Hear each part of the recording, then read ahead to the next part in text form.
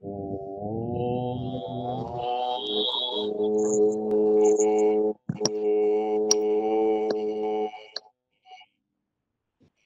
सभी अतिथियों का, सभी वक्ता बंधुओं का अभियान की तरफ से हार्दिक स्वागत है। मैं अब मंच संचालन के लिए प्रतिभा सिंह जी और अंजलि वर्मा जी को आमंत्रित करूंगा। आप लोग आएँ और संचालन करें, सभा का आरंभ करें। और बाकी लोग अपने आप को म्यूट कर लेंगे, केवल संचालक ही अपना फोन ऑन रखेंगे।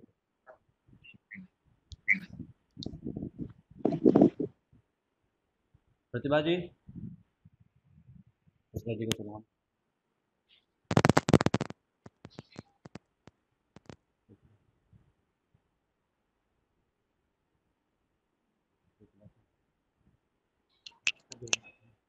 प्रतिभा जी शुरू करिए।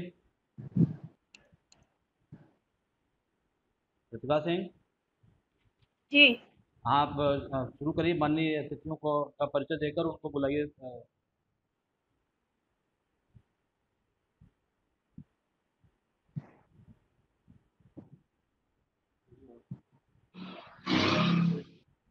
आप अपना वीडियो ऑन करिए प्रतिभा जी। जी सर, वीडियो मेरा ऑन है। हाँ, तो आप कामेश्वरनाथ मिश्र जी का परिचय देके उनको आप मंच पे बुलाएं।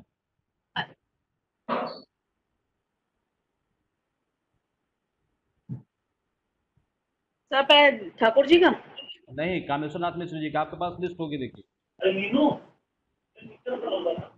जी मेरे पास लिस्ट है सर। हाँ, तो उसमें जिस क्रम में है वैसे बुलाइए। कामेश्वरनाथ मिश्रा जी।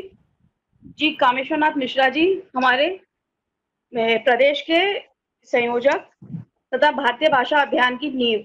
मैं उनको बुलाना चाहूंगी कार्यक्रम में विषय प्रवेश के लिए। माननीय मिश्र जी। कामेश्वरनाथ मिश्रा सर जी, अपने आप को अनम्यूट कर आप वीडियो पर आइए। हाँ, अब आप बोल सकते हैं। माननीय कामेश्वरनाथ मिश्रा भाई साहब जी, अपने आप को अनम्यूट कर वीडियो पर आइए और हमें अपना विषय प्रवेश बताइए।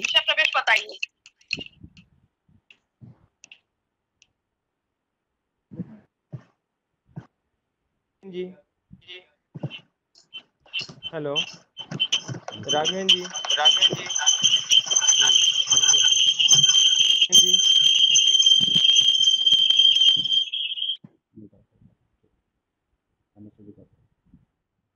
आदरणीय मंच, आवाज जा रही है? जी आ रही है। आदरणीय मंच, श्रोता भाइयों एवं बहनों, आज हम लोग योगा दिवस के कार्यक्रम पर उपस्थित हुए हैं। आज बहुत ही सौभाग्य दिवस है और इस कार्यक्रम को भारतीय भाषा अभियान आयोजन कर रही है। आज जो देश की स्थिति है वह बहुत ही दुर्भाग्यपूर्ण है। एक तरफ कोरोना का प्रभाव है, पूरा विश्व परेशान है, तो दूसरी तरफ देश की बाहरी स्थिति भी गड़बड़ है। बाहरी स्थिति में एक तरफ चीन आंख दिखा रहा है तो दूसरी तरफ पाकिस्तान आंख दिखा रहा है। नेपाल जो सदियों से अपना विश्व में एकमात्र हिंदू राष्ट्र था, आज वह भी हमें आंख दिखाने के लिए तैयार है। भाइयों और बहनों, आज का जो दिन है वह हम लोगों के लिए बहुत ही मार्मिक दिन है, परंतु हम लोग हर स्थिति में विचलित नहीं होते हैं, क्योंकि भारत का जो संदेश है यह धरती है पार्वती माँ, यही राष्ट्र शिव शंकर है। दिगमंडल सापों का कुंडल, कण कण रुद्र भयंकर है, कण कण रुद्र भयंकर है। यह माटी पावन ललाट की, परल में पलरे मचाती है, पल में प्रलय मचाती है। बंधुओं, हम रुकने वाले नहीं हैं। हर झंझावातों में भारतीय भाषा अभियान के कार्यकर्ता हर स्थिति में खड़े हैं। जैसा कि हम सबको पता है कि भारतीय भाषा अभियान का गठन 5 सितंबर 2015 को हुआ था। मात्र 2 वर्ष के उपरांत मैसूर उच्च न्यायालय में महामहिम राष्ट्रपति महोदय बोल रहे थे कि जनता जिस भाषा को जानती है उसी भाषा में न्याय मिलना चाहिए। यही हमारा मंत्र है। भारतीय भाषा अभियान का यही मंत्र है कि जनता को न्याय जनता की भाषा में मिलना चाहिए। और इसी को लेकर भारतीय भाषा अभियान कार्य कर रही है। जैसा हम लोगों को पता है, भारत के संविधान में 343 से लेकर 348 तक भारतीय भाषाओं के लिए है। 343 में कहा गया है कि भारत संघ की भाषा हिंदी होगी और यह व्यवस्था 15 साल तक चलेगी, क्योंकि पूरे भारत में अंग्रेजी है, इसलिए 15 साल तक अंग्रेजी ही चलेगी। एक तरफ भारत संघ की भाषा हिंदी घोषित कर दिए, परंतु बोले कि 15 साल तक जो व्यवस्था है वही व्यवस्था बनी रहेगी। परंतु 1963 में ही इसमें संशोधन कर दिया गया, यानी भाषाओं को एक तरह से मार दिया गया। भारतीय भाषा अभियान केवल हिंदी पर कार्य नहीं कर रही है। भारतीय भाषा अभियान भारत के संविधान में अनुसूची 8 में जो 22 भाषाओं का वर्णन है, भारतीय भाषा अभियान उस पर काम कर रही है। और जैसा कि अनुच्छेद 348 में कहा गया है कि राज्यपाल चाहें तो राष्ट्रपति से सहमति लेकर उस राज्य में उस क्षेत्र की भाषा लागू कर सकते हैं। इसी व्यवस्था के तहत 4 राज्यों में, उत्तर प्रदेश, बिहार, मध्य प्रदेश और राजस्थान में हिंदी में कार्रवाई होने लगी। कुछ दिन के बाद हरियाणा में भी प्रयास किया गया और वहां की भाषा भी हिंदी हो गई। परंतु कुछ लोगों ने सर्वोच्च न्यायालय में वाद डाल दिया कि अंग्रेजी में काम करना जो है सुलभ है, इसलिए अंग्रेजी ही रहने दिया जाए, हिंदी वहां के उच्च न्यायालय में मत दिया जाए। चीफ जस्टिस महोदय ने उस रिट पिटीशन को मेरा नीचे था डिसमिस कर दिया। क्यों? ये कहते हुए कि भारतवर्ष की 80% जनता हिंदी बोलने में सक्षम है। अपने वर्तमान सर्वोच्च न्यायालय के मुख्य न्यायमूर्ति मध्य प्रदेश से आए हैं, उन्हें सब कुछ पता है कि हिंदी में कितना सक्षम हैं लोग अपनी बात को रखने में, अपनी बात समझने में, न्यायालय में और अपना पक्ष रखने में। इसलिए उन्होंने उस रिट पिटीशन को डिसमिस कर दिया। बहुत ही गौरव का विषय है। भारतीय भाषा अभियान लगातार काम कर रहा है। 2 वर्ष बाद, यानी भारतीय भाषा अभियान की स्थापना 2015 में हुआ, तो 2 वर्ष के बाद ही महामहिम राष्ट्रपति महोदय ने मैसूर उच्च न्यायालय में वहां के सिल्वर जुबली वर्ष पर कहा था कि जनता को न्याय जनता की भाषा में मिलना चाहिए। तो इस आधार पर सर्वोच्च न्यायालय ने कहा कि क्षेत्रीय भाषा 9 भाषाओं में आदेश की कॉपी निर्गत की जाएगी 2019 में। और सर्वोच्च न्यायालय ने कह दिया, यानी भारतीय भाषा अभियान पग पग करते हुए आगे बढ़ रही है। 5 सालों में जितना काम किया, भारतीय भाषा अभियान का एक अनूठा उदाहरण है। माननीय मोहन भागवत जी ने 3,500 अधिवक्ताओं को संबोधित किया, भारतीय भाषा अभियान के अधिवक्ताओं को, और उन्होंने आग्रह किया कि भारतीय भाषा अभियान का काम, भारतीय भाषा अभियान की गतिविधि जहां हो वहां जाएं और तन मन धन पूर्वक सहयोग करें। यह राष्ट्रीय स्वयंसेवक संघ के सरल संघ चालक ने आग्रह किया, और इसी के आधार पर लगातार जो है भारतीय भाषा अभियान के कार्यकर्ता कार्य कर रहे हैं। हम लोग के सामने उदाहरण है कि अगर मातृभाषा में कार्य नहीं होता है तो कितनी परेशानी होती है। बिरसा मुंडा का उदाहरण हम लोग के सामने है। स्वतंत्रता की लड़ाई में उनके ऊपर 450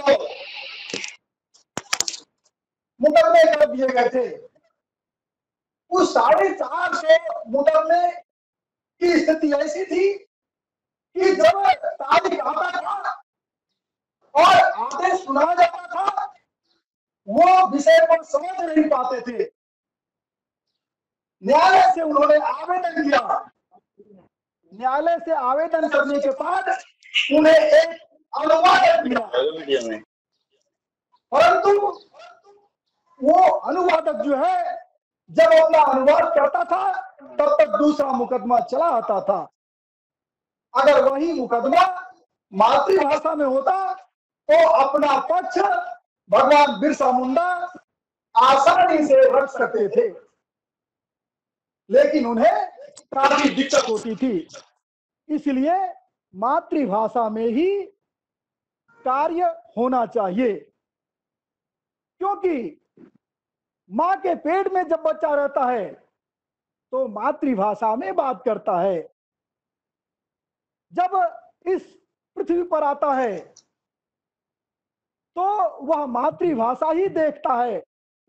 अपने माता पिताजी से, अपने दादा दादी से, सबों से मातृभाषा ही वो देखता है। और जितने भी उसके कार्यक्रम होते हैं, चाहे वो यज्ञोपवीत का कार्यक्रम हो, नामकरण का कार्यक्रम हो, शादी विवाह का कार्यक्रम हो, यहाँ तक कि व्यक्ति के अंतिम समय में भी सारा मातृभाषा में ही कार्य होता है। तो अब प्रश्न उठता है कि व्यक्ति के जीवन में सारा कुछ जब मातृभाषा में कार्य हो रहा है तो न्यायालय की कार्रवाई मातृभाषा में क्यों नहीं हो रही है। देश की मात्र 3% जनता अंग्रेजी जानती है। 2.7% जनता ही अंग्रेजी जान रही है, बाकी 97% जनता हिंदी जानती है या वहां की क्षेत्रीय भाषा जानती है। तो भारतीय भाषा अभियान का यही लक्ष्य है, यही उद्देश्य है कि उच्च न्यायालय में वहां की क्षेत्रीय भाषा और सर्वोच्च न्यायालय में भारत संघ की भाषा लागू हो। यानी जो हिंदी प्रदेश है उसमें हिंदी, और जो दूसरा प्रदेश है हिंदी भाषी क्षेत्र नहीं है, वहां भी उस क्षेत्र की भाषा में उच्च न्यायालय में काम हो। यही भारतीय भाषा अभियान का लक्ष्य है और इसी लक्ष्य के और आधार पर काम कर रही है। भारतीय भाषा अभियान का मूल मंत्र है माँ, मातृभूमि, मातृभाषा का कोई विकल्प नहीं। जैसे माँ का कोई विकल्प नहीं है, उसी तरह से मातृभूमि का भी कोई विकल्प नहीं है, और तो और मातृभाषा को तो उसी आधार पर बिल्कुल ही विकल्प नहीं है। इसलिए हमारे भारतीय भाषा अभियान के कर्मठ कार्यकर्ता इस क्षेत्र में आगे आए हैं। चूंकि 73 साल हो गया, 73 साल से हम लोग मातृभाषा में न्यायालय में काम हैं। आजादी के बाद सामान्य रूप से अपने देश की भाषा होनी चाहिए थी। कोई भी विकसित देश का हम उदाहरण ले लें, सभी स्थानों पर वहां चाहे कानून की पढ़ाई हो, चाहे उच्च शिक्षा जो भी हो, उन सारे में वहां की मातृभाषा में पढ़ाई होती है। भारत और इजराइल एक साथ आजाद हुआ। इजराइल में मात्र 2 महीने के बाद और मातृभाषा, वहां की मातृभाषा हिब्रू लिपि में काम होना शुरू हो गया। आज क्या कारण है कि भारत में 73 साल से हम लोग मातृभाषा में काम नहीं करते? जिला न्यायालय में तो काम फिर भी होता है, परंतु यही अगर हम उच्च न्यायालय, सर्वोच्च न्यायालय में जाते हैं तो वहां सारी कार्रवाई अंग्रेजी में होती है। हमने एक वाद दिल्ली में डाला था। उस वाद को जब हमने डाला तो जज साहब ने कहा, वकील साहब आप दिल्ली उच्च न्यायालय नियमावली नहीं पढ़े हैं क्या? हमें पता था कि यह बोला जाएगा।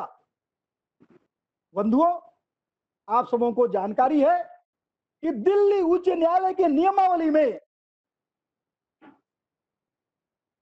1907 में ही यह तय हो गया था कि दिल्ली, पंजाब, हिमाचल प्रदेश, हरियाणा की भाषा कोर्ट की, नीचे के जिला न्यायालय की भाषा हिंदी होगी।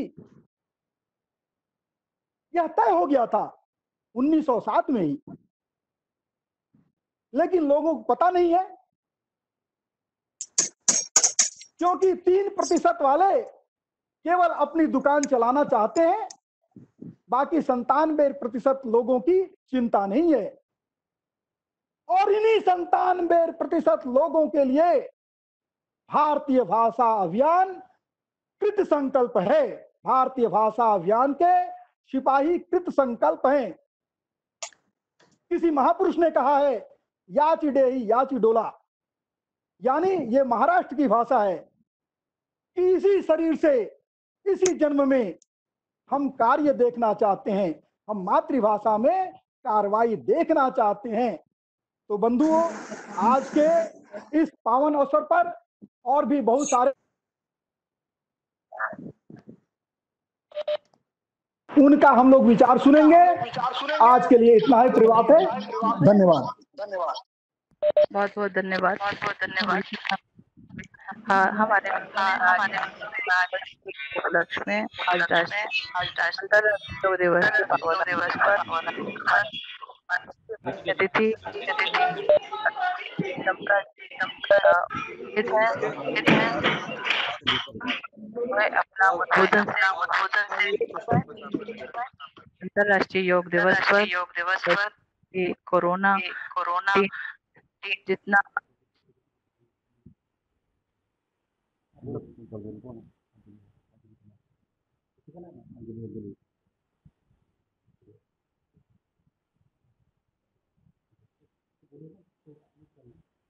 अंजलि जी अपने आप को अनम्यूट करिए और दीदी जी को बुलाइए।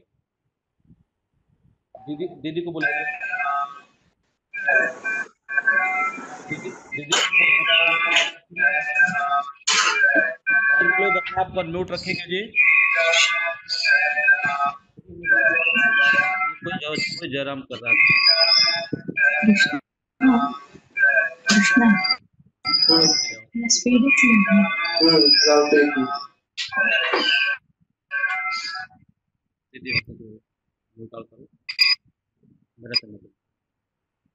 अब मैं दीदी माँ से अनुरोध करूंगा कि दीदी माँ कृपया अपने आशीर्वचनों से हम लोगों को अभिषेचित करें। दीदी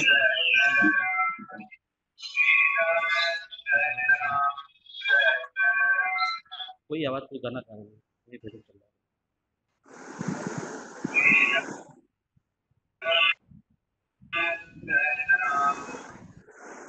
कहीं भजन किसी के यहाँ चल रहा है, तो म्यूट कर लें, अपने आप को म्यूट कर लें प्लीज। अब मैं दीदी माँ चंद्रा जी से हाथ जोड़कर प्रार्थना करता हूँ, कृपया अपना विषय रखें माता जी। आप अपने यहाँ से सबको म्यूट कर दीजिए। हाँ कर दिया है जी, पर किसी का लगता है वो बार बार खोल दे रहे हैं वो। दीदी माँ कृपया अपना फोन अनम्यूट करके कृपया अपना विचार रखें दीदी माँ। सोनी के नाम से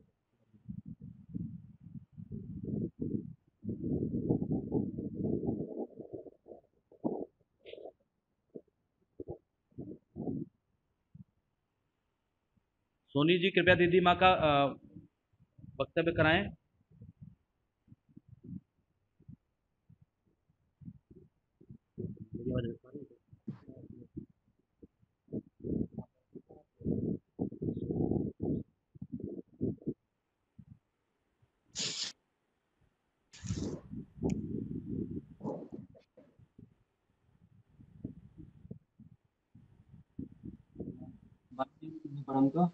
एक तो धरे धरे हो रहा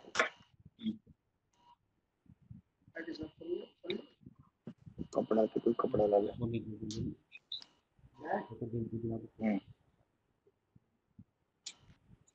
धरे धरे हाँ भाई साहब आवाज नहीं आ रही बीच में। हमारे बीच में फास्ट कर एडवोकेट डेटा आवाज नहीं आ रही है। आएगी भाई साहब, आवाज आएगी। हमारे बीच में हेलो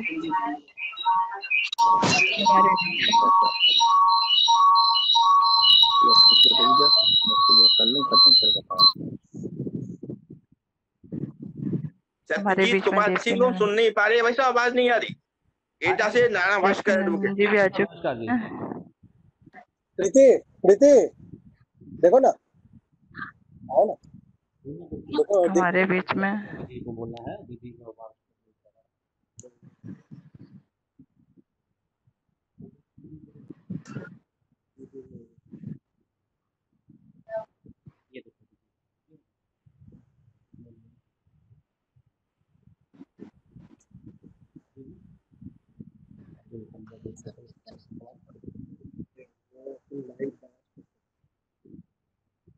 जब तक दीदी माँ का जुड़ता है मैं बीच में जी आ चुके हैं। जी ठाकुर महाराज जी का हाथ जोड़कर प्रार्थना करता हूँ, कृपया अपना विचार रखें।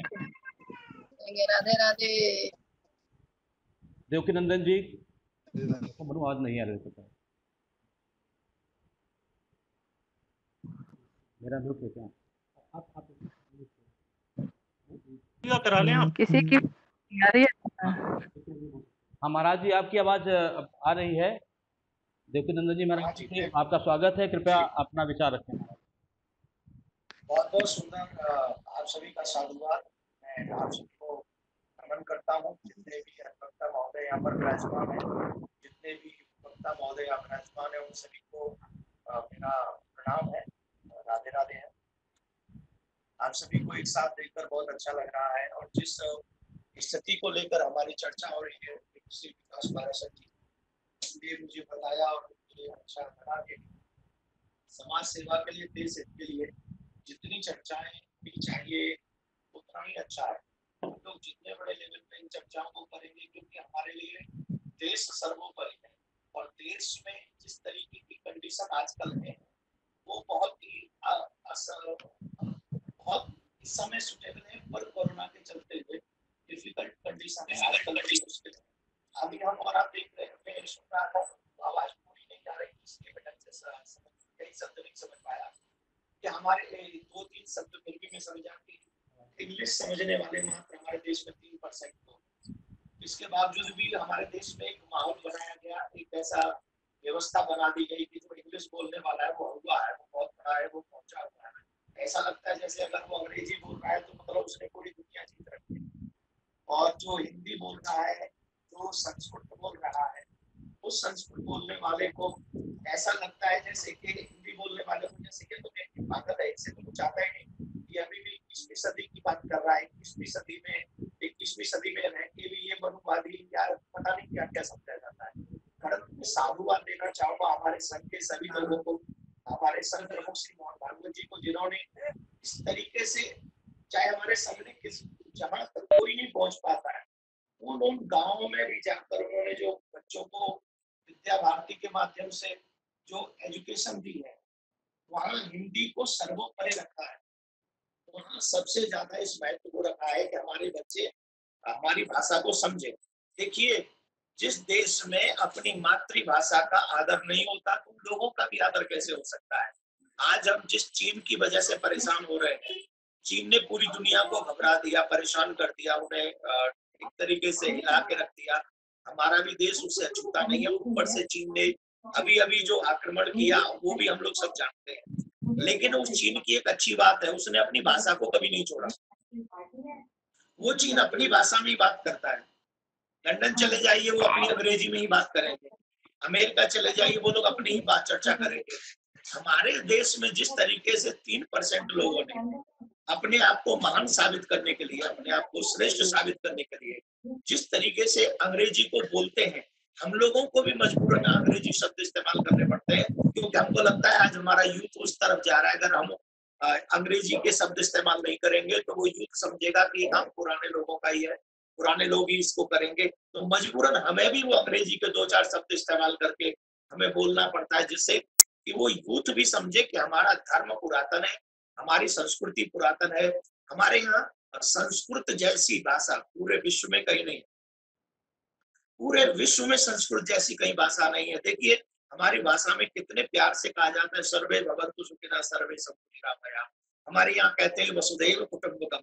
जहाँ एक भाषा को अगर हम लोग इतना महत्व दे रहे हैं, आज कई बाहर की कंट्रियों में भी आप ये समझे कि हमारी भाषा को, वेदों को महानता मिल रही है। वेदों को पढ़ रहे हैं लोग, सर्च कर रहे हैं, वेदों को, पुराणों को सर्च कर रहे हैं। दुर्भाग्य से ये चीज हमारे देश में क्यों नहीं हो रही? हमारे देश में ये चीजें होनी चाहिए। हमारे यूथ में ये चीज जानी चाहिए कि हमारे जो वेदों की परंपरा है, हमारे जो ऋषि मुनियों की परंपरा है, ये साधारण परंपरा नहीं है। इस परंपरा से मानव जाति को जीने का अधिकार प्राप्त हुआ है। जिंदगी कैसे जीना चाहिए, जीवन कैसे जीना चाहिए, उस जीवन की शैली को जीने का तरीका हमारे ऋषि मुनियों ने बताया। महाजना ये नगता संपन्ना। हमारे शास्त्र कहते हैं जिस मार्ग से हमारे पूर्वज गए, ऋषि मुनि गए, उस मार्ग से हम लोग जाएंगे, अच्छा होगा। दुर्भाग्यपूर्ण आज की जो मैं एक शब्द का इस्तेमाल करता हूँ, कल्चर टेररिज्म, जिस तरीके से हमारी संस्कृति पर आक्रमण किया गया, हमारी संस्कृति को छोटा बताकर बाहरी जो विडंबना युक्त, जो परेशानी भरी, जो एकदम विकराल संस्कृति है, उसको हमारे यूथ में डालने की कोशिश की जा रही है। हमें उसको रोकना पड़ेगा। यहाँ पर मैं देख रहा हूँ हमारे साथ में जितने भी लोग इस समय बैठे हैं, बड़े पढ़े लिखे, बड़े समझदार, समाज के समाज सेवी और ऐसे ऐसे बड़े लोग बैठे हुए, अगर हम और आप सब मिलकर पहल करेंगे तो क्या संभव नहीं है? सब कुछ संभव है। हम बहुत कुछ बदल सकते हैं, लेकिन बदलने के लिए पहल करनी पड़ेगी और शायद मुझे लग रहा है आज वो पहल है। हमें हमारे देश में सबसे पहले ये नियम लागू करना है कि किसी भी स्कूल में, चाहे वो इंग्लिश मीडियम स्कूल हो, चाहे वो गुरुकुलम हो, चाहे वो सरकारी स्कूल हो, हिंदी भाषा हर जगह हर बच्चे को पढ़ाई जाएगी और 12वीं क्लास तक उस बच्चे को हर एक क्लास में ये चैप्टर मिलेगा कि वो हिंदी पढ़े ही पढ़े। इससे कुछ संबंधित संस्कृत भाषा का भी होना चाहिए। संस्कृत भाषा देवीय भाषा है। अगर हम संस्कृत भाषा को समझेंगे और फिर उसका हिंदी अनुवाद करेंगे, फिर हमारे बच्चों में संस्कार जो आएंगे, जब हमारे बच्चे लगेंगे, उनको लगेगा कि हिंदी भाषा हमारी है, मातृभाषा है, इससे हमें भागना नहीं है, इसकी हमें रिस्पेक्ट करनी है। चीन वाले जब चीनी लैंग्वेज को इतना प्यार दे सकते हैं और वो वर्ल्ड में सुपर पावर की जगह पर स्थापित हो सकते हैं, तो हम अपनी हिंदी में आज देखिए कोरोना काल चल रहा है। आज एक बात बताइए, जितने भी ऑप्शन हैं, उपाय हैं बचने के, वो हमारे ऋषि मुनियों के द्वारा बताए गए। बोले किसी से हैंडशेक नहीं करना, हाथ जोड़ के नमस्ते करना है, ये हमारे ऋषि मुनियों की देन है। उन्होंने कहा कि भाई घर से बाहर से जब आते हो तो पहले जूते चप्पल बाहर उतार दो, नहा के हाथ धो के बार बार हाथ धो, ये हमारे ऋषि मुनियों की देन है। आप किसी को टच मत करो, ये हमारे ऋषि मुनियों की देन है। तो जिन चीजों को आज हम विपत्ति में, कोरोना काल में जिन चीजों को हम ये समझ रहे हैं कि आज ये हमारे काम आ रही हैं, आज हमारे बचने के रास्ते हैं, तो उन्हीं चीजों को हम स्कूल के माध्यम से अपने बच्चों को क्यों नहीं दे सकते? हमें एक बड़े पैमाने पर इसकी एक तरीके से जन आंदोलन करना चाहिए और ऐसा जन आंदोलन करना चाहिए जिस जन आंदोलन से हमारे बच्चों को ये बात समझ में आ जाए कि हमारी हिंदी, हमारी संस्कृत और हमारे संस्कार और हमारी सभ्यता पूरे विश्व को सिखाने के लिए पर्याप्त है, पूरे विश्व को बताती है।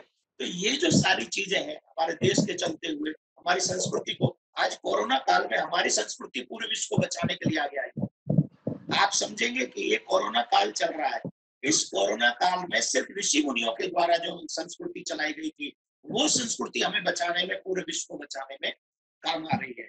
तो मैं आप सबसे मैं निवेदन करूंगा, हमारे संघ प्रमुख श्री मोहन भागवत जी ने जिस तरीके का हिंदी का और संस्कृत का, हमारा संघ, पूरा संघ परिवार जिस तरीके से अपने इस हिंदी संस्कृति का, हमारे कल्चर का जिस तरीके से प्रचार प्रसार करते हैं, वो अद्भुत है।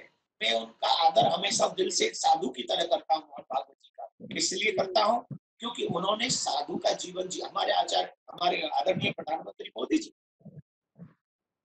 जिन्होंने आज भी पूरे विश्व में योगा दिवस मनवा दिया, पूरे विश्व को योग दिवस में ये बात साफ पूरे विश्व को माननी पड़ी कि अगर हम भारत के संस्कारों पर चलेंगे, हम योग करेंगे, योग का मतलब शरीर को स्वस्थ रखेंगे। सिर्फ इतना ही नहीं, जब हम जब योग करते हैं तो हमारी जो शारीरिक प्रक्रिया है वो स्वस्थ होती है, इसके बाद हमारी मानसिक प्रक्रिया शुद्ध होती है और तब जाके हमारी जो है कर्म करने की क्षमता, जिसको कर्म योग कहा गया है गीता में, वो हमारी जो है श्रेष्ठ होती है।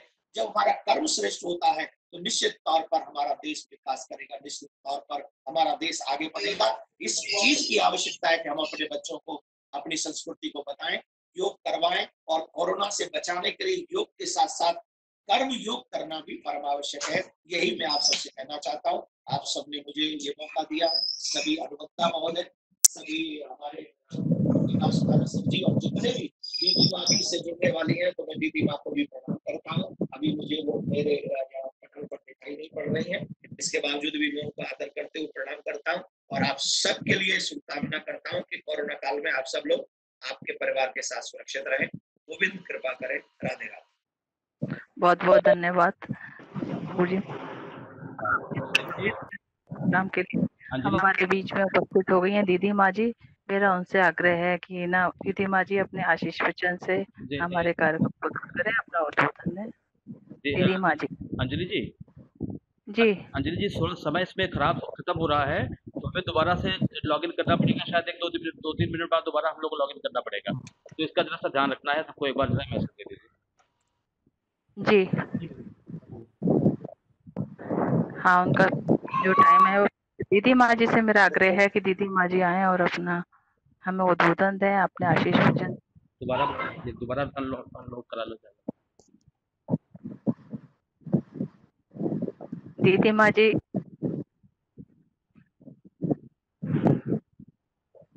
माँ जी जुड़ तो गई हैं, लेकिन शायद उनकी आवाज नहीं आ पाती। अंजलि जी एक बार सबको मीटिंग एंड करके दोबारा जोड़ लीजिए, क्योंकि समय खत्म हो गया है, तो दोबारा जुड़ जाएंगे तो ठीक रहेगा, ताकि बीच में कोई काम ना पाए। मेरा सभी से आग्रह है कि सभी लोग पुनः जोड़ लें, क्योंकि जो समय है वो पूरा खत्म हो चुका है। दोबारा जोड़ने के लिए अच्छी क्वालिटी आएगी और अच्छी आवाज के साथ हम पुनः जुड़ते हैं। कुछ ही सेकंड में दोबारा सभी लोग जुड़ जाएं।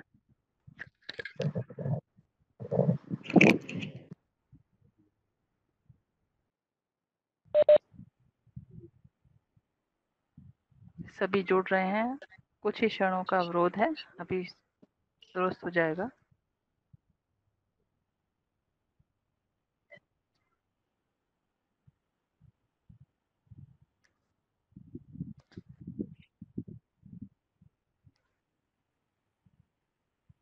अगर दीदी माँ जी का कनेक्ट हो गया हो तो मेरा अनुरोध है दीदी माँ जी वे अपना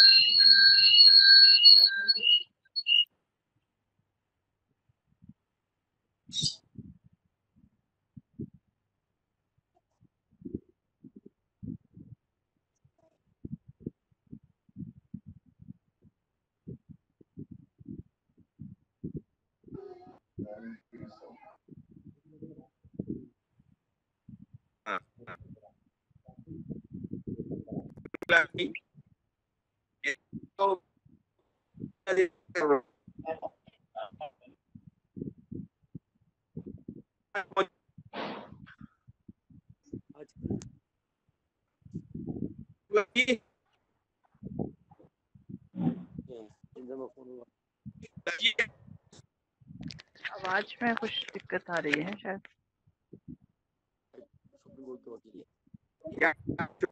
मेरी आवाज पहुंच रही है?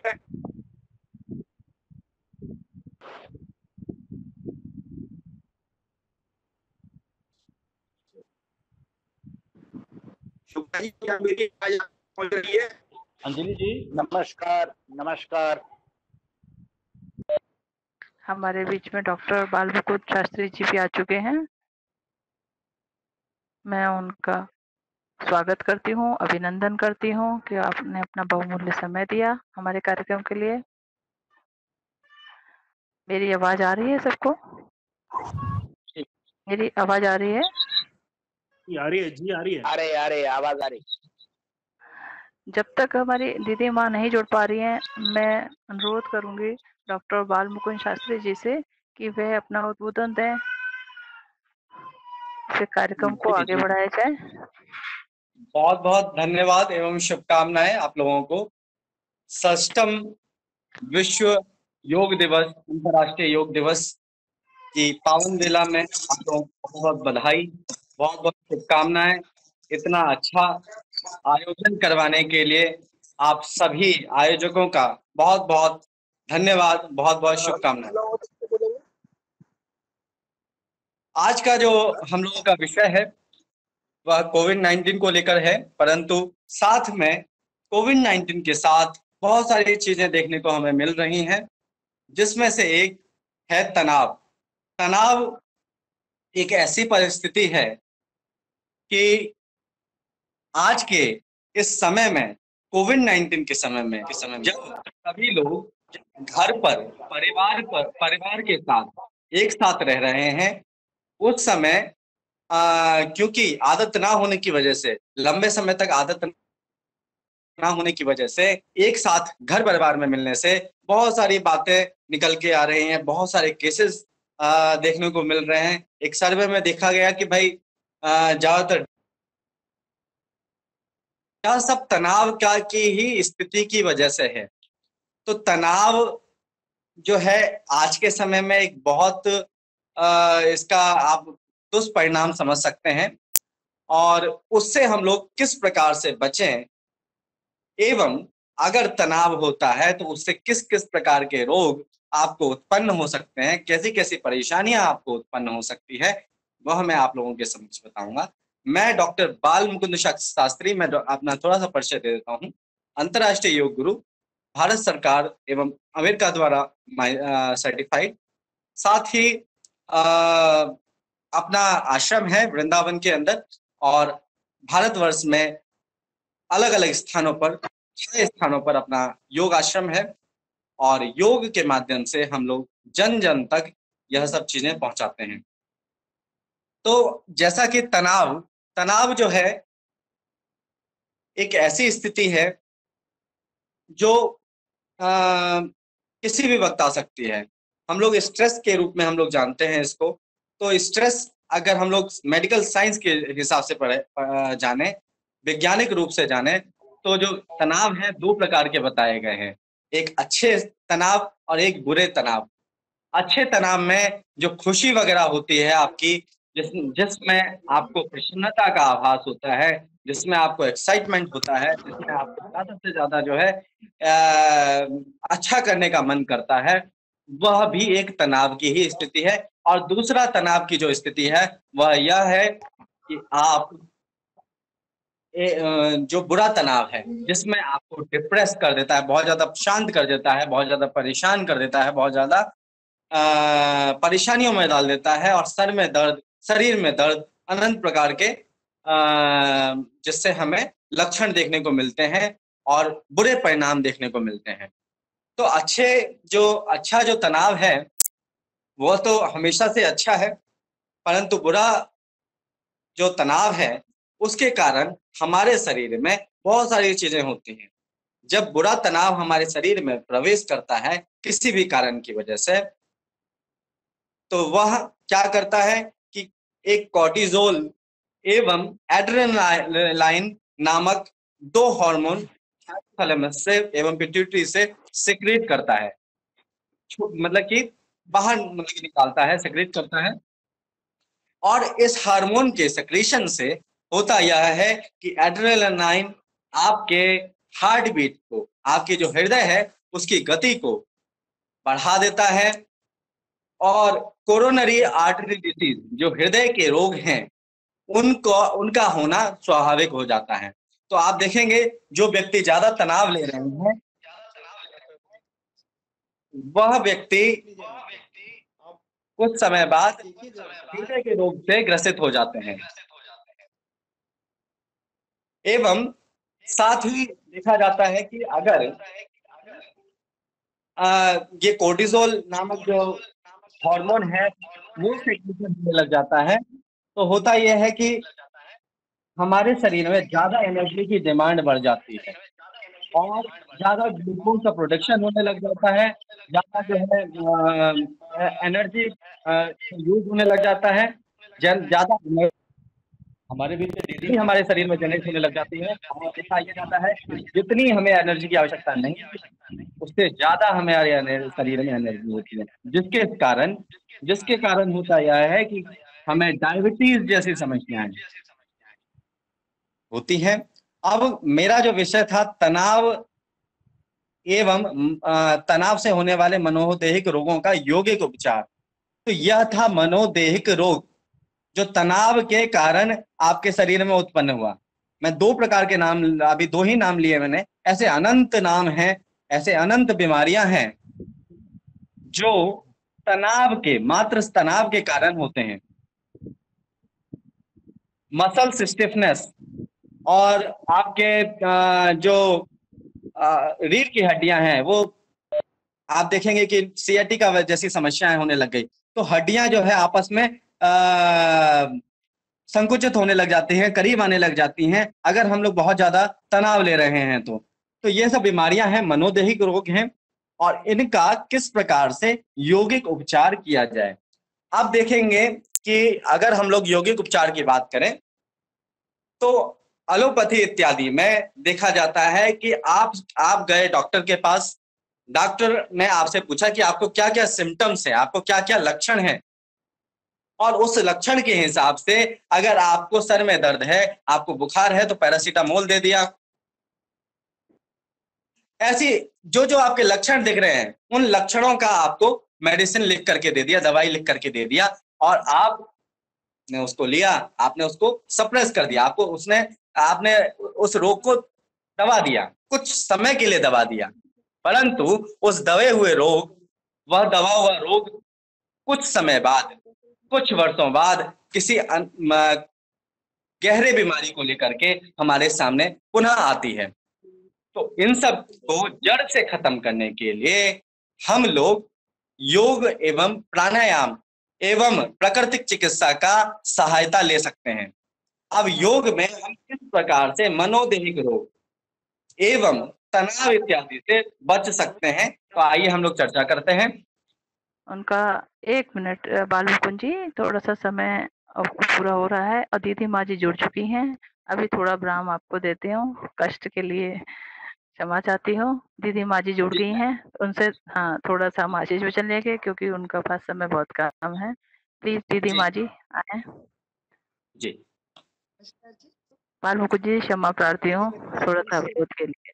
कोई बात नहीं, कोई बात नहीं। नमस्कार जी, सबको बहुत बहुत नमस्कार मैम, बहुत स्वागत है, अभिनंदन है आपका हमारे बीच में। एक बार पुनः आपके आशीष के लिए हम बहुत देर से तरस रहे थे, जुड़ नहीं पा रहे थे, लेकिन आखिरकार आप जुड़ गए। इसका हम बहुत बहुत स्वागत करते हैं और आपके आशीष वचन चाहते हैं क्योंकि सबके लक्ष्य एक है।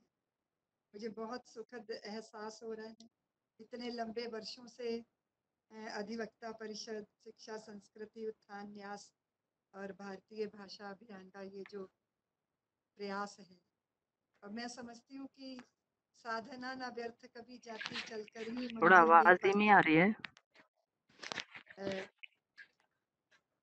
आवाज काफी धीमी आ रही है। आवाज नहीं आ रही? आवाज काफी, हाँ। मैं निवेदन कर रही थी कि कोई भी जीवन के लक्ष्य जो होते हैं वो जब निर्धारित हो जाते हैं और उसके लिए हम साधनारत हो जाते हैं, तो निश्चित रूप से हमारी साधना हमें सिद्धि के द्वार तक पहुंचा देती है। भारतीय मन और भारतीय भावना को प्रकट करने के लिए हमारी अपनी भारतीय भाषा ये बहुत जरूरी है। जो 73 सालों से आप संघर्ष का बीड़ा उठाए हुए हैं, मैं सोच रही हूँ निश्चित रूप से हम बिल्कुल मंजिल के पास हैं। मैं सदैव सबको एक ही बात का निवेदन करती हूँ कि हम भारतीयों का मन भारतीय बना रहे, यही हमारी सारी समस्याओं का समाधान। समस्या अगर रिक्वेस्ट है, आवाज थोड़ा कम आ रही है जी। तो थोड़ा सा ऊपर कर दीदी माँ जी, आप माइक को थोड़ा सा ऊपर कर लें, तो आवाज आवाज नहीं दीदी माँ की आवाज पूरी आ रही है। लगता है उनके फोन में दिक्कत है, वो अपना वो लोग ईयरफोन लगा लें, बाकी लोग। दीदी माँ की आवाज पूरी आ रही है जी। दीदी माँ आप बोले हैं जी, और क्षमा चाहते हैं आपको लोग। जय हो शुक्ला जी। प्रणाम दीदी माँ। जय हो शुक्ला जी, जय हो आपकी। प्रणाम दीदी माँ। सब लोग ठीक है, सब आनंद में। आशीर्वाद है दीदी माँ, आपका आशीर्वाद है दीदी माँ जी। तो मैं तो अपनी वो भी बात कह रही थी कि हम सब भारतीय और भारतीय मन बना के रखेंगे ना, क्योंकि भारत एक चेतना है और हमारे हर स्थूल के पीछे सूक्ष्म अधिदेवों की हमारी संस्कृति ने निश्चय किया, और यही एक समाधान है कि हम कम से कम जब भी वार्तालाप करें, बातचीत करें, बड़े बड़े देश के अंदर निर्णय आ रहे हैं, उन सबको उसी भाषा में जो हमारे कामेश्वर जी बता रहे थे कि उन्होंने कितने लंबे समय से इस काम को इस संगठन ने हाथ में लिया है। तो मैं यही कह रही थी कि भारतीयों का मन भारतीय बना रहेगा ना, तो सारी समस्याओं का समाधान हो जाएगा।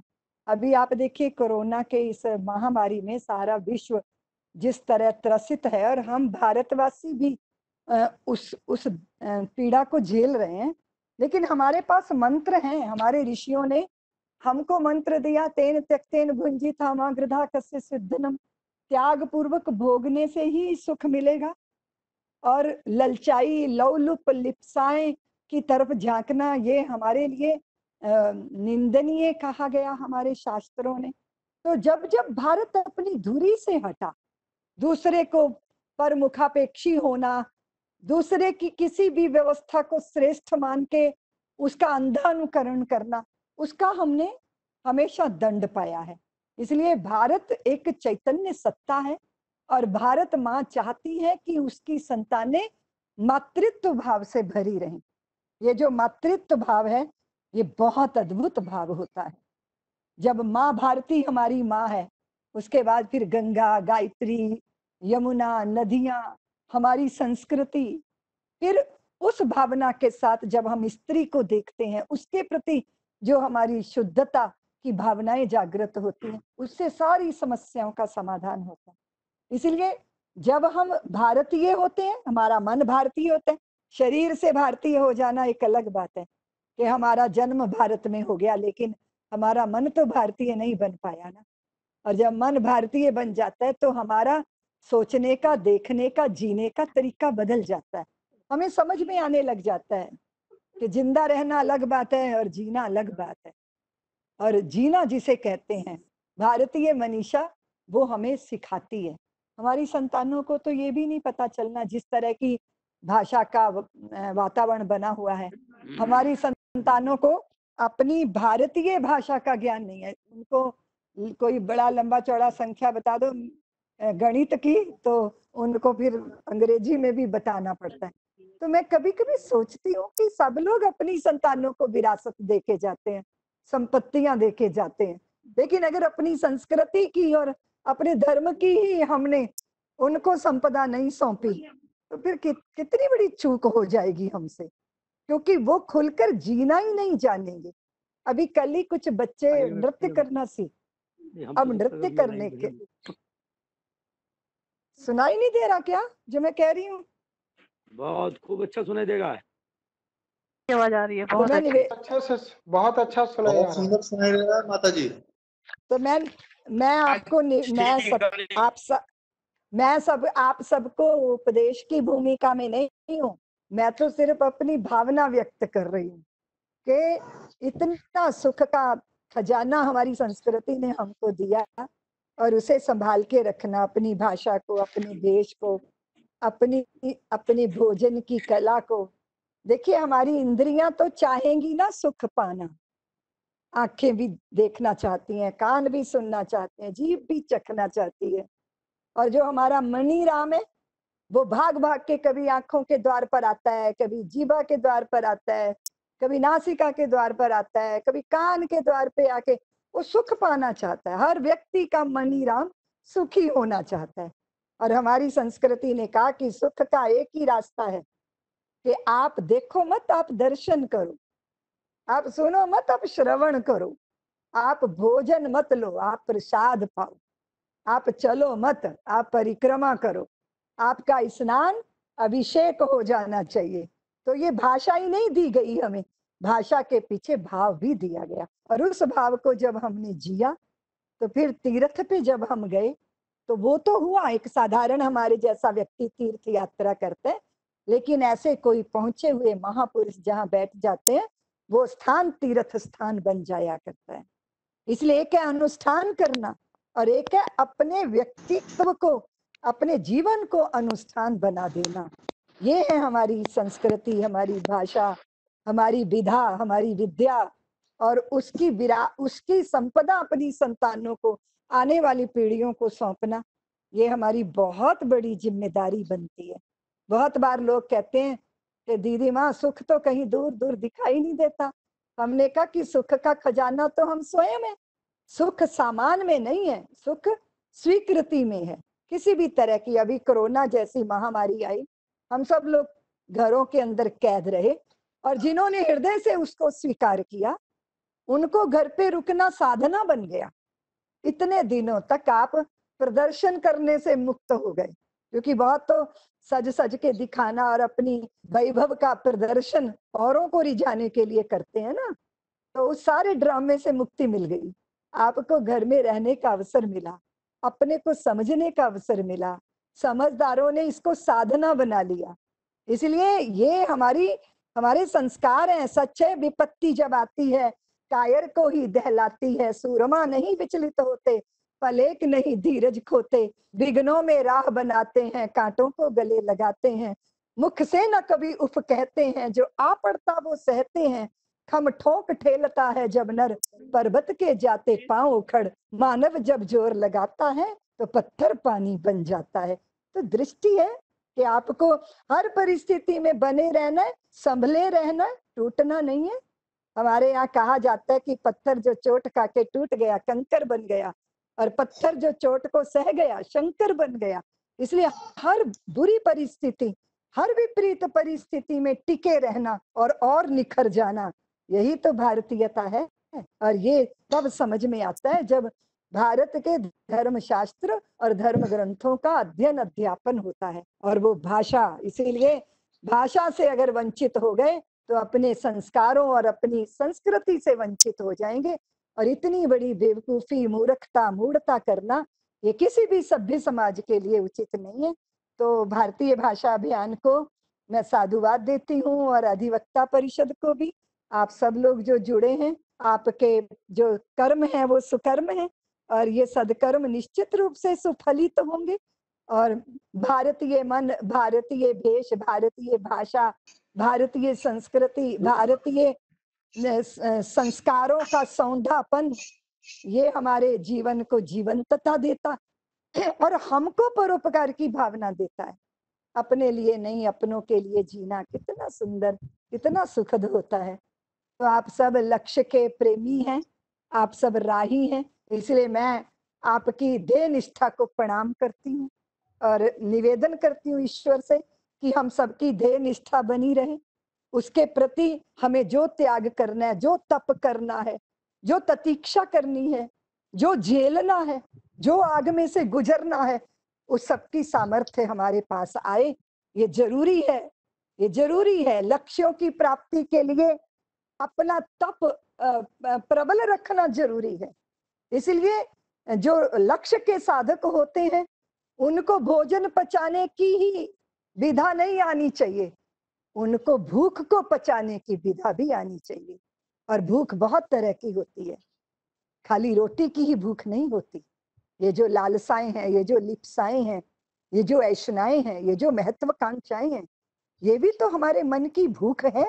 इसलिए इस भूख को जो पचा लेता है वो धन्य हो जाता है, वो कृतार्थ हो जाता है। इसलिए ये जो आप सबके अभियान है, मैं इसको बहुत बहुत साधुवाद देती हूँ। और जो भी आपके पास आपके बीच में सज्जन महापुरुष हैं जिनका देश के लिए, संस्कृति के लिए योगदान है, मैं उनको भी नमस्कार करती हूँ, प्रणाम करती हूँ।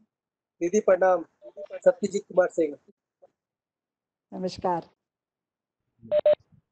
जी। दीदी माँ प्रणाम। बहुत बहुत आप प्रणाम।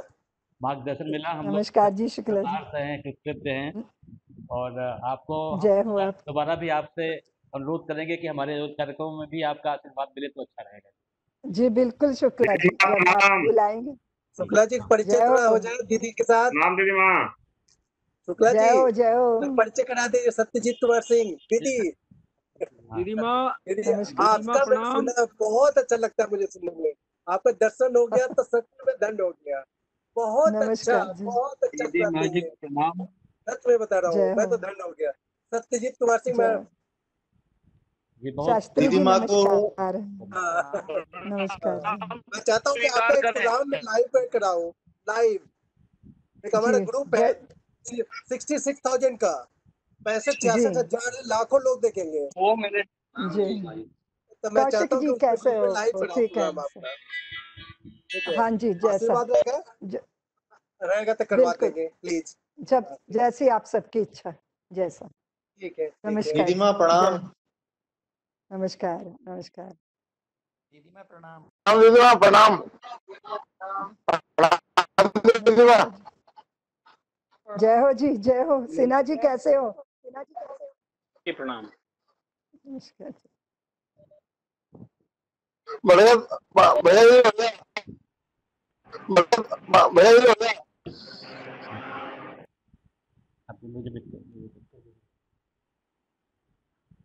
नमस्कार जी। ठीक है शुक्ला जी, ठीक छुट्टी है मुझे। वाह दीदी माँ, बस नमस्कार। आपका आशीर्वाद मिल के हम लोग कृतार्थ हैं जी। बहुत बहुत धन्यवाद दीदी माँ आपका, नमस्कार। बहुत दीदी धन्यवाद। आपके बगैर जी दीदी जी प्रणाम प्रणाम। नमस्कार। अब मैं डॉक्टर AK द्विवेदी जी से अनुरोध करूंगा, कृपया अपना विचार रखें। प्रणाम दीदी। Thank you Shukla. प्रणाम दीदी माँ। Hello hello doctor AK Dwivedi ji, आपका स्वागत जी। है। मैं बोल रहा हूँ शुक्ला जी। जी सर प्रणाम, आइए। जी जी प्रणाम, सभी को सादर प्रणाम। मैं भारतीय भाषा अभियान के इस अनूठे कार्यक्रम को बहुत बधाई देना चाहता हूँ। बहुत अच्छा लगा ये प्रोग्राम। एक्चुअली हम लोग लेक्चर्स में क्या होता है कि लंच के बाद का लेक्चर और अच्छे वक्ता के बाद का लेक्चर लोग सुनना पसंद नहीं करते हैं। तो आपने दीदी माँ के बाद मुझे बुला लिया। मुझे पता नहीं लोग सुनना पसंद करेंगे या नहीं, मुझे नहीं मालूम। इस समय तो आपको जरूर सुनेंगे, क्योंकि ऐसी परिस्थितियां हैं कि आपको अगर नहीं सुनेंगे तो अपना नुकसान करेंगे लोग जी। मुझे तो दीदी माँ को सुन करके बहुत अच्छा लगा, बहुत ही मतलब बहुत अच्छा लगा कि आपने इतना अच्छे कार्यक्रम में मुझे जोड़ा। इससे पहले के पूर्व के सभी वक्ताओं को मैं सुन रहा था और मेरा टॉपिक सबसे बहुत अलग था कि कोरोना का डर और जीवन का नव सृजन। मुझे नहीं मालूम कि आज से 3 महीने पहले या 4 महीने पहले कोई ऐसा सोचता रहा होगा कि कभी ऐसा समय आ जाएगा कि हमें घर में बंद कर दिया जाएगा, या हमें बाहर निकलने से मना कर दिया जाएगा, या हमें कुछ भी छूने से मना कर दिया जाएगा। इतना बड़ा डर, और उसके बाद भी लाइफ को चलाना है हमको। कितनी बड़ी समस्या है, लेकिन जीवन तो चलते रहने का ही नाम है। मेरा एक सबसे पसंदीदा सा एक लाइन का फ्रेज है, मुर्दा दिल क्या खाक जिया करते हैं, जिंदगी तो जिंदा दिली का नाम है। कुछ लोग इसको ऐसा भी बोलते हैं, जिंदगी जिंदा दिली का नाम है, मुर्दा दिल क्या खाक जिया करते हैं। कहने का मतलब यह है कि आज से पहले भी जब भी नई नई बीमारियां आई होंगी, तब भी इसी तरह का डर व्याप्त रहा होगा। अगर मैं बात करूं, जब टीबी आया होगा, ट्यूबरकुलोसिस, तब भी लोगों में इसी तरह का डर व्याप्त हुआ होगा। जब कैंसर आया होगा, कार्सिनोमा, तब भी लोगों में इसी तरह का डर व्याप्त हुआ होगा। जब एड्स आया होगा, तब भी इसी तरह का डर व्याप्त हुआ होगा। जब भी कोई न कोई नई बीमारी आती है, तो हमारे मन में एक डर सा व्याप्त हो जाता है कि क्या हम इस बीमारी से उबर पाएंगे, क्या ये बीमारी पूरे जीवन को खत्म कर देगी, क्या ये पूरे दुनिया का सर्वनाश कर देगी। लेकिन ऐसा कभी हुआ नहीं है। तो मुझे लगता है कि कोरोना काल से भी सब लोग उबर करके आएंगे, सब लोग कोरोना पर भी जीत हासिल करेंगे। रही बात, जैसा कि आपने भारतीय भाषा की बात किया, तो मैं वैसा ही भारतीय चिकित्सा पद्धतियों की बात करना चाहता हूं। मैं बात करना चाहता हूं हमारे डेली लाइफ से। अगर आप सुबह से ही देखें कि सुबह जैसे ही हम सुबह जगते हैं या उठते हैं, तब से ही हम अंग्रेजी पद्धति अपना लेते हैं। किसी जमाने में सब लोग नीम की दातुन किया करते थे, जामुन की दातुन किया करते थे, बबूल की दातुन किया करते थे, और उनके दांत बहुत अच्छे होते थे। नीम का जो दातुन करते समय थोड़ा बहुत रसपान हुआ करता था, उससे हमारा शरीर काफी अच्छा हुआ करता था। लेकिन अंग्रेजी पद्धति ने हमको टूथपेस्ट पकड़ा दिया, और सुबह उठते से ही हम टूथपेस्ट करने लगते हैं, जिससे छोटे छोटे बच्चों के दांत झड़ जाया करते हैं।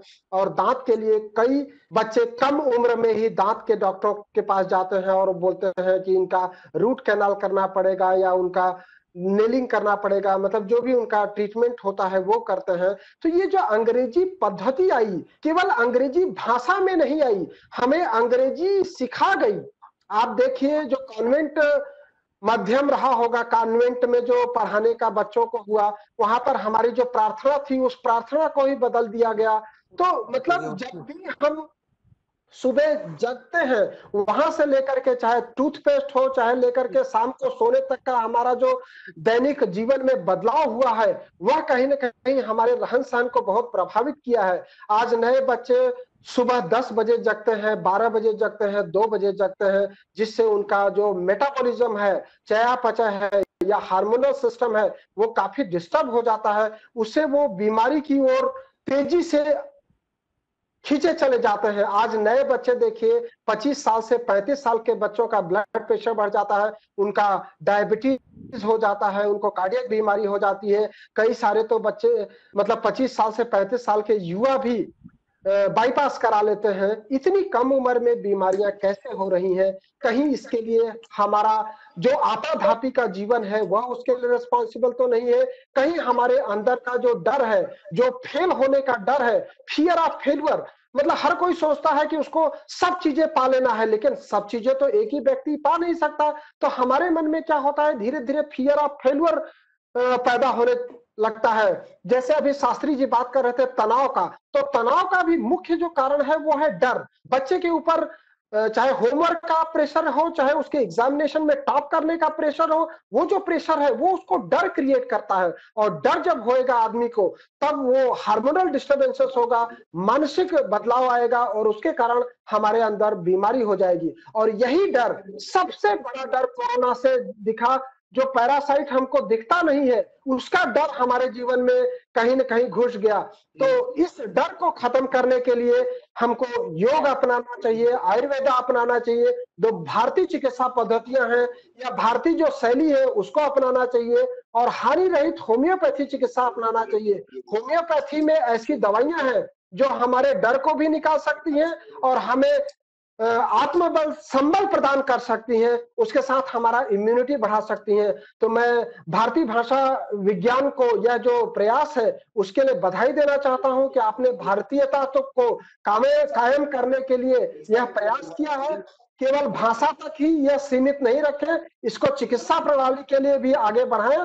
आपने हमको बुलाया, बोलने के लिए मौका दिया, उसके लिए बहुत सारा धन्यवाद। Thank you. किसी का कुछ क्वेश्चन है तो वो हमसे पूछ सकते हैं।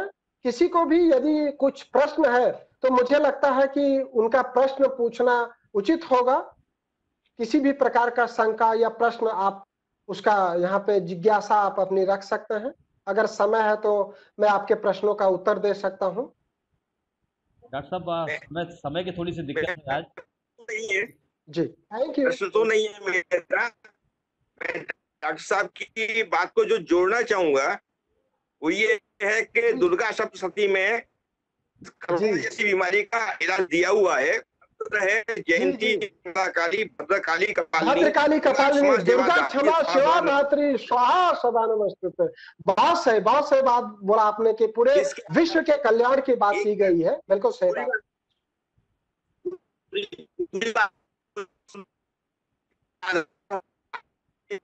संजय जी मंच लीजिए अपने पास। संजय पाठक जी कृपया मंच लीजिए। उसका भस्म जो संजय पाठक जी कृपया मंच। मैं आमंत्रित करूंगा डॉक्टर महेश इंद्रा जी को, हमारे साथ जुड़ चुके हैं। महेश इंद्रा जी का विषय है तनाव, मनोदैहिक रोगों के मनोदैहिक रोगों के यौगिक उपचार, व्याधि समत्व वर्धन से दिनचर्या का महत्व। Doctor Mahesh Indira. Hello sir, आवाज आ रही है? जी आ रही है जी। नमस्कार।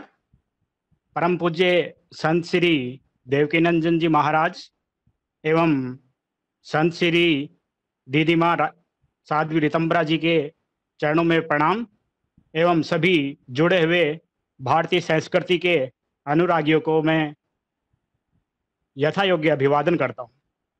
आज का ये जो विषय अधिवक्ता परिषद की तरफ से जो तय हुआ है बहुत ही विस्तृत विषय है। बहुत ही इतने कम समय में इस विषय को रख पाना एक दुर्लभ और दुष्कर कार्य है, लेकिन फिर भी मैं इसके एक विषय को रखने का यहाँ पर प्रयास करूँगा। अभी कोविड-19 का जो दौर चल रहा है उसमें हम सभी ये देख रहे हैं कि जिस भी व्यक्ति विशेष का व्याधि क्षमत्व अधिक है या प्रबल व्याधि क्षमत्व से वो वाला है, तो आराम से उस रोग को, या तो रोग उसे होता नहीं है, अगर किसी प्रकार से रोग से वो ग्रसित हो जाता है तो वो शीघ्र ही स्वास्थ्य लाभ प्राप्त कर लेता है।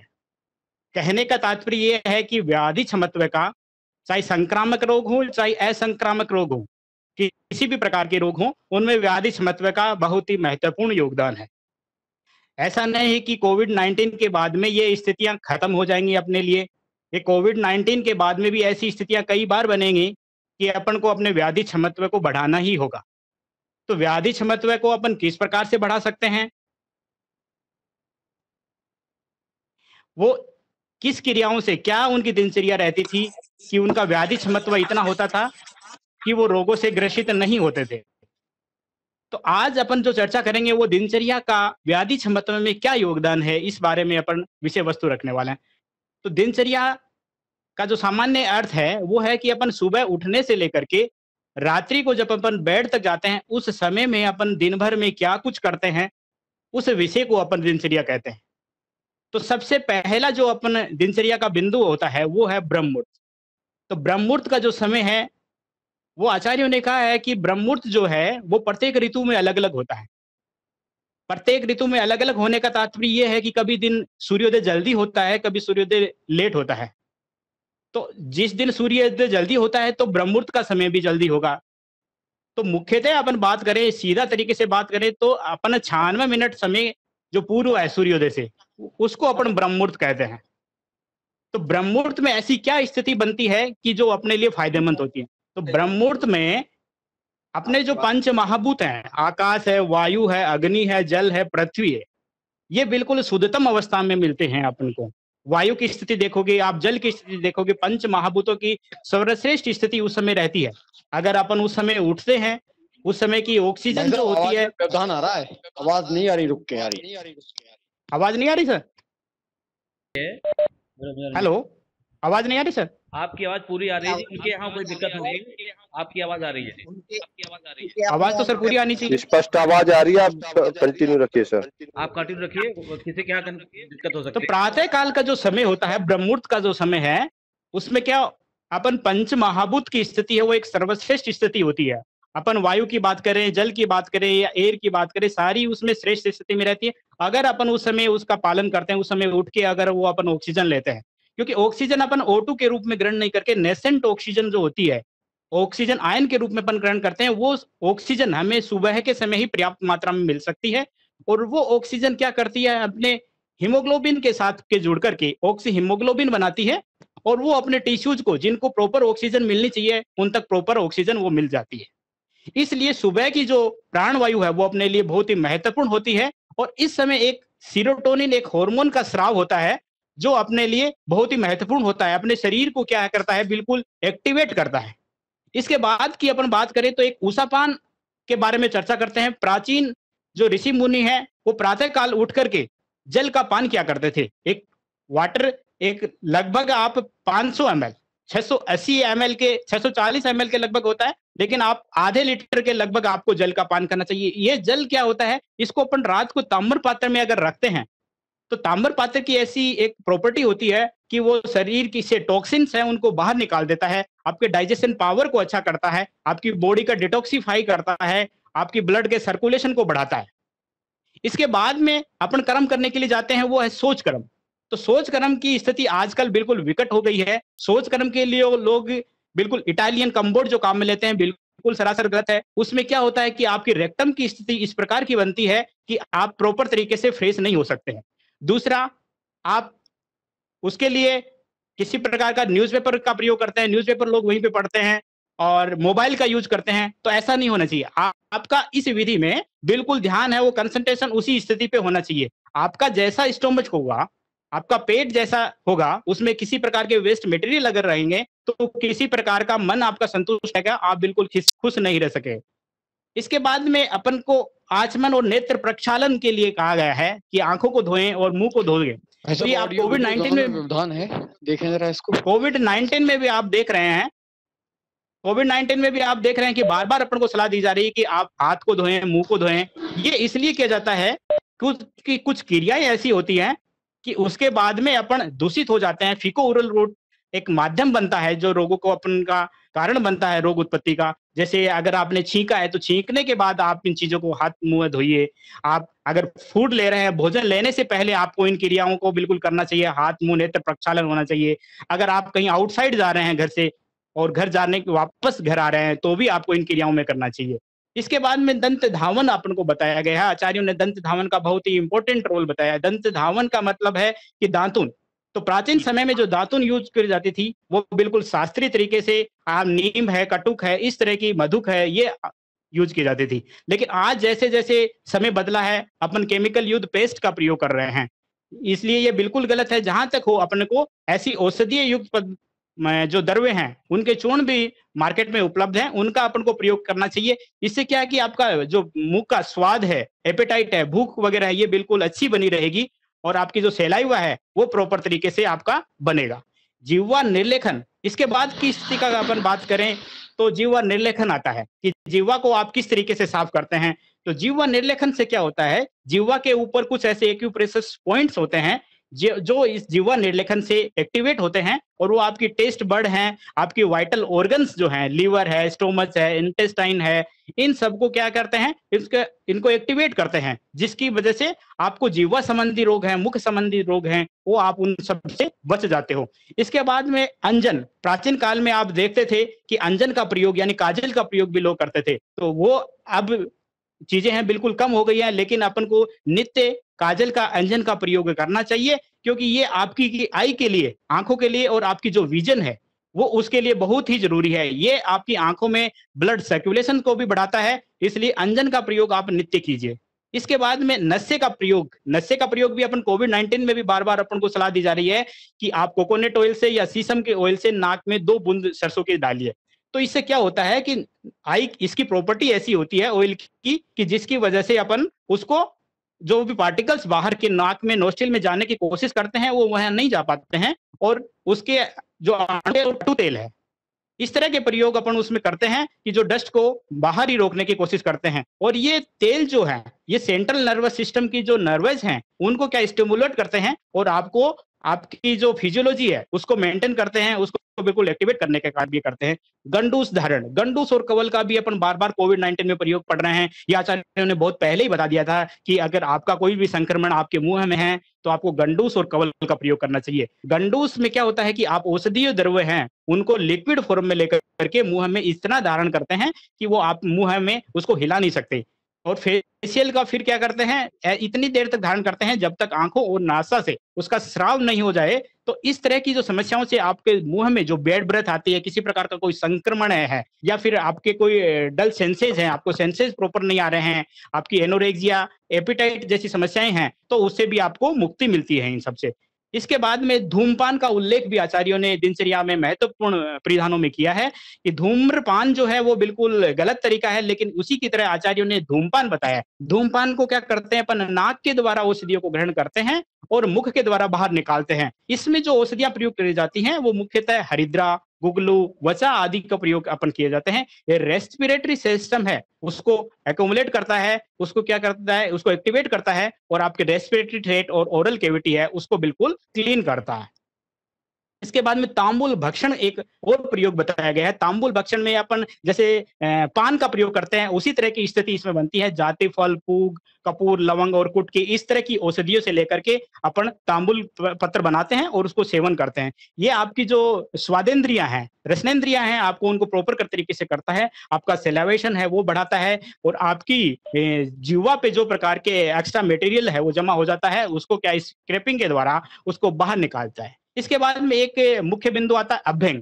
अभ्यंग के लिए अपन को बार बार कहा जाता है कि दिन में आप एक बार पूरे शरीर की बॉडी मसाज कीजिए।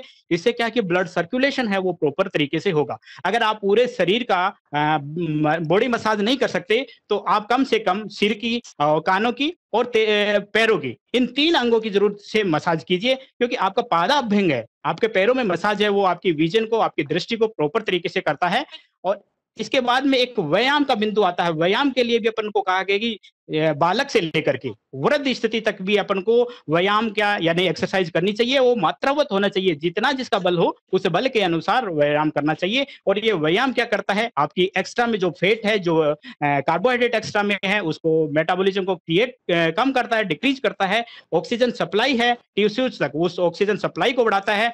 और आपके जो एक्स्ट्रा जो टॉक्सिन्स हैं, एक्यूमुलेटेड टॉक्सिन्स हैं, उनको ये बाहर करता है। स्नान की स्थिति के बारे में कहा गया है कि स्नान आपको हाथीवत स्नान करना चाहिए। स्नान आपको शुक्र धातु जो बताई गई है आयुर्वेद के अनुसार, रस, रक्त, मांस, मेद, अस्थि, मज्जा और शुक्र 7 प्रकार की धातु बताई गई है, इनका करना चाहिए। अगर आप सिर से स्नान करते हैं तो वो आपको कोल्ड वाटर से करना है। अगर आप सिर से नीचे की स्थिति में अगर स्नान करते हैं तो आपको हॉट वाटर से स्नान करना चाहिए। और ये आपको शुक्र धातु को बढ़ाता है, आपके शरीर में बल प्रदान करता है। जब भी आप देखते हैं कि स्नान के बाद बिल्कुल एक्टिवेट हो जाते हैं, आपके में अजीब सी एक तंदुरुस्ती, एक स्फूर्ति आप में संचित हो जाती है।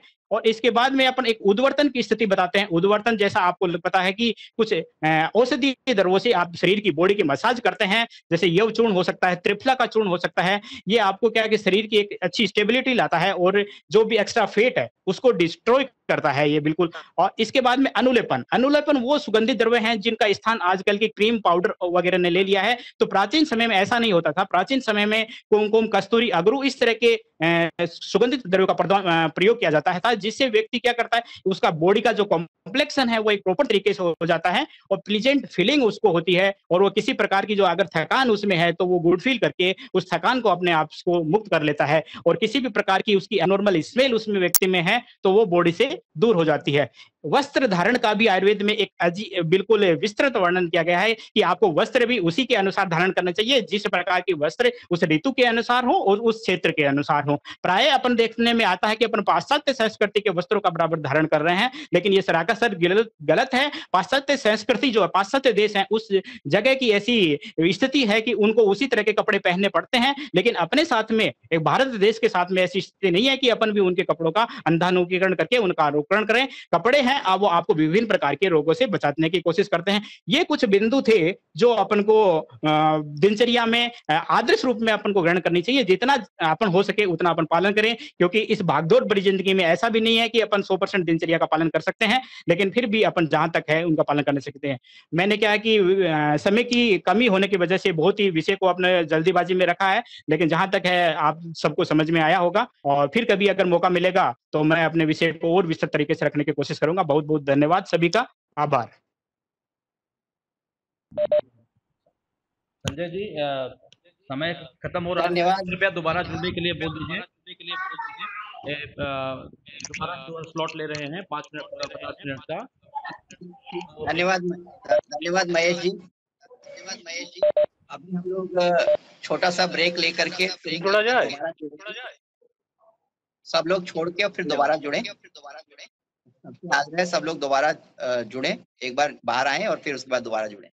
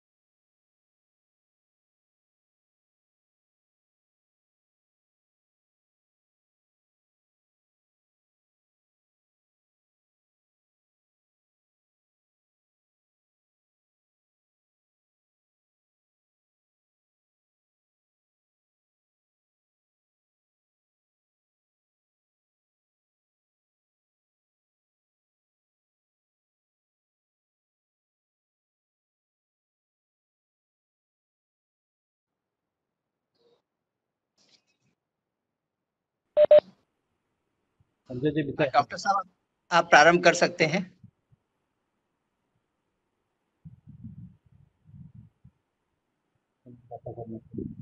राघवेंद्र जी मेरी आवाज मिल रही है? जी मिल रही है जी।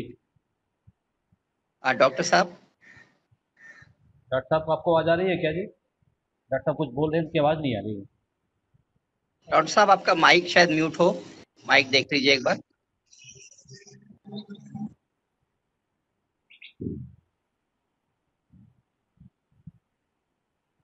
डॉक्टर साहब की आवाज नहीं आ रही।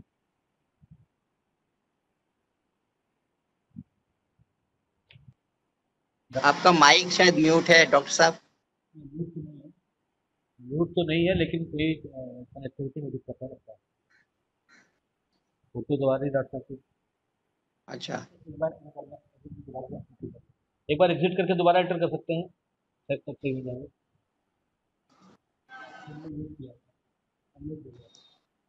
डॉक्टर साहब आप बोलिए।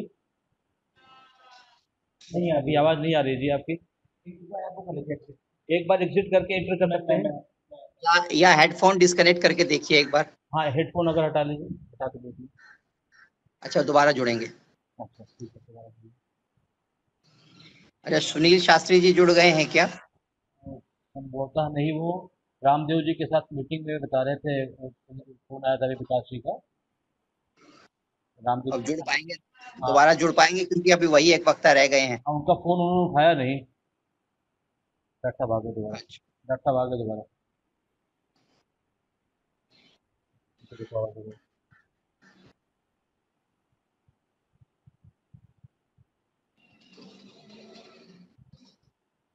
डॉक्टर साहब की आवाज अभी भी नहीं आ रही।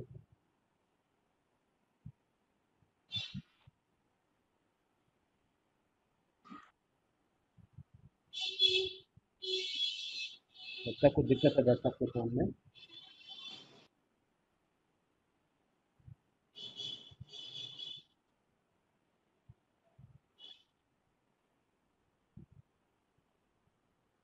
डॉक्टर साहब संजय जी, डॉक्टर साहब की आवाज नहीं आ पा रही है।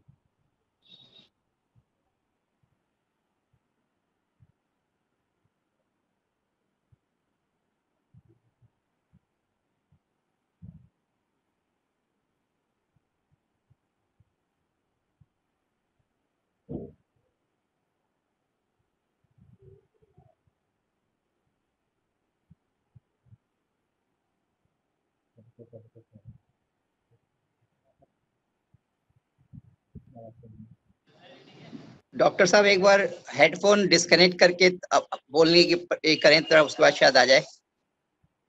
फोन से भी निकाल दें उसके बाद बोलें, फिर शायद आ जाए। फोन से निकाल दें। नहीं आ पा रही आवाज। कोई दिक्कत होगी।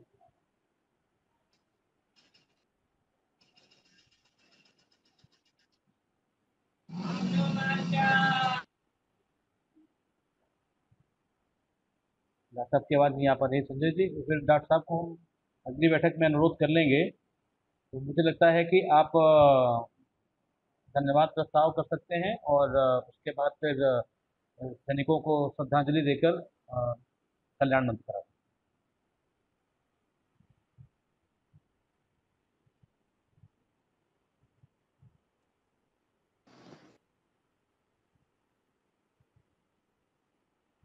अभी लगता है कुछ तकनीकी कारण से हम लोग डॉक्टर अभिषेक के पूरे उद्बोधन से वंचित हो रहे हैं। डॉक्टर साहब हैं हमारे बीच, लेकिन तकनीकी कारणों से उनकी आवाज हम तक नहीं पहुंच पा रही है। तो और जैसा कि अभी माननीय राघवेंद्र जी से पता लगा है कि सुनील शास्त्री जी कुछ पूर्व व्यवस्थाओं के कारण नहीं जुड़ पा रहे हैं, तो ये हमें अब इस कार्यक्रम के समापन की ओर लेकर के आता है और मुझे ये जिम्मेदारी दी गई है कि मैं धन्यवाद ज्ञापन करूं। मैं संजय पाठक आप सब मित्रों को नमस्कार करता हूं और इस अवसर के लिए भारतीय भाषा अभियान के संरक्षक श्री अतुल कोठारी जी, अशोक मेहता जी, कामेश्वर जी, अगवेंद्र जी, नलिन जी और अर्चना जी को हार्दिक धन्यवाद देता हूं। अंतर्राष्ट्रीय योग दिवस पर आप सबको हार्दिक शुभकामनाएं मेरी ओर से और भारतीय भाषा अभियान की ओर से। आज के वेबिनार में हमारे मुख्य अतिथि पूज्य संत श्री देवकी नंदन ठाकुर जी महाराज और मुख्य वक्ता पूजनीय दीदी माँ साध्वी ऋतंबरा जी ने अपने आध्यात्मिक और सांस्कृतिक उद्बोधन से कोरोना काल से उत्पन्न अस्वस्थता, भय, निराशा, तनाव और निम्न मनोबल तथा सूर्य ग्रहण के कारण क्षणिक अंधकार से आक्रांत देशवासियों को असत्य से सत्य की ओर, अंधकार से प्रकाश की ओर और मृत्यु से अमृतमयी जीवन की ओर ले जाने का मार्ग प्रदर्शित किया है। भारतीय भाषा अभियान की ओर से अंतर्राष्ट्रीय योग दिवस के अवसर पर अपना अमूल्य समय हमें देने के लिए आप दोनों सम्मानित अतिथियों का हृदय से आभार और अभिनंदन। ये हमारा परम सौभाग्य रहा कि आज हमें आप दोनों का सानिध्य मिला। चिकित्सा, प्रशासक, प्राध्यापक, योग गुरु और अपने क्षेत्र के विद्वानों के रूप में विद्यमान हमारे विशिष्ट अतिथियों, जिनको हम लोगों को आज सुनने का मौका मिला और जिनका ज्ञान, अनुभव और मार्गदर्शन हम सबको प्राप्त हुआ, उन सभी विशिष्ट अतिथियों का मैं क्षमा चाहूंगा, सबका मैं नाम नहीं ले पा रहा हूं, समय की बाध्यता है। मैं हृदय से आभार और अभिनंदन करता हूं। हमारी ओजस्वी संचालिकाएं अंजलि वर्मा जी और प्रतिभा सिंह जी को वेबिनार के सफल संचालन के लिए धन्यवाद। इसके बाद में उमेश शर्मा जी, चंद्रमोहन अग्रवाल जी, विकास पराशर जी, अखिलेश मिश्र जी और उन सभी का जिनका समय अभाव के कारण नाम लेना संभव नहीं है, तथा भारतीय भाषा अभियान की ब्रिज प्रांत उत्तर प्रदेश की टोली को इस सफल आयोजन के लिए विशेष बधाई और धन्यवाद देता हूं। सिस्को वेबएक्स और हमारी तकनीकी टोली का भी आभार और अभिनंदन, क्योंकि इनकी सहायता के बिना यह आयोजन सफल नहीं हो पाता। भारत के सुदूर क्षेत्रों से जुड़े सभी दर्शकों और भारतीय भाषा अभियान के अन्य प्रांतों और राज्यों के सहभागी कार्यकर्ताओं के उल्लेख के बिना यह धन्यवाद श्रृंखला पूरी नहीं हो सकती। आप सबका हृदय से आभार। और कोरोना काल के अतिरिक्त देश अभी कई संकटों से जूझ रहा है। कोरोना के अलावा कुछ समुद्री तूफान आए, भूकंप भी आए और ऊपर से सीमाओं पर पाकिस्तान, नेपाल और विशेष रूप से वर्तमान घटनाक्रम चीन वाला, इन सब ने हम लोगों को उद्वेलित किया। और चीन के इस अतिक्रमण से जो उन्होंने प्रयास किया, हम लोगों ने हमारे 20 अमूल्य योद्धाओं को खो दिया। उनको हमारी ओर से विनम्र श्रद्धांजलि और नमन। अंत में प्रेस, मीडिया और सोशल मीडिया को धन्यवाद के साथ मैं आपसे आग्रह करता हूं कि कोरोना काल में सभी सावधानियां बरतें। अत्यधिक जरूरी हो तभी घर से बाहर निकलें। मास्क और मुख कवच अवश्य लगाएं। भौतिक दूरी जरूर बनाए रखें। अपना ध्यान रखें, अपने परिवार का ध्यान रखें। इसके साथ हम अपने वेबिनार के अंतिम पड़ाव पर आ गए हैं।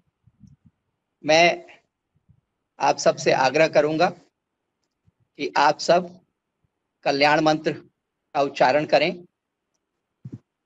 सभी लोग सीधे बैठ जाएं।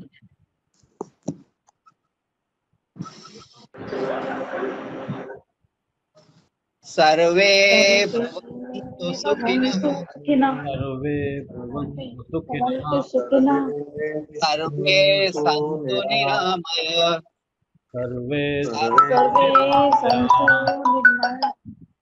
सर्वे भद्राणि पश्यन्तु, सर्वे मा कञ्चित् दुःखभाग् भवेत्। ओम शांति शांति शांति शांति।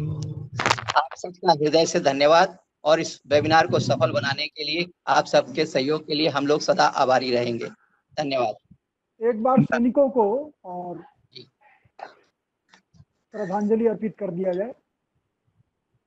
हाँ, 1 मिनट का मौन कर सकते हैं हम लोग खड़े होकर। सैनिकों की श्रद्धांजलि के लिए हम लोग 1 मिनट का मौन रखेंगे। मौन प्रारंभ।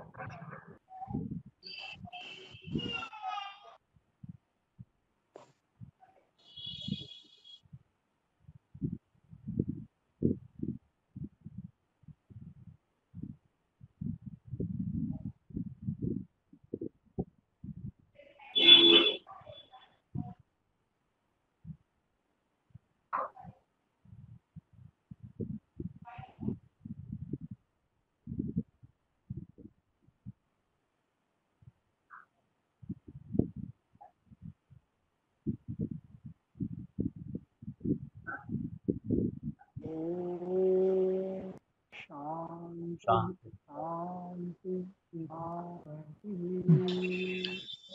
ओम शांति।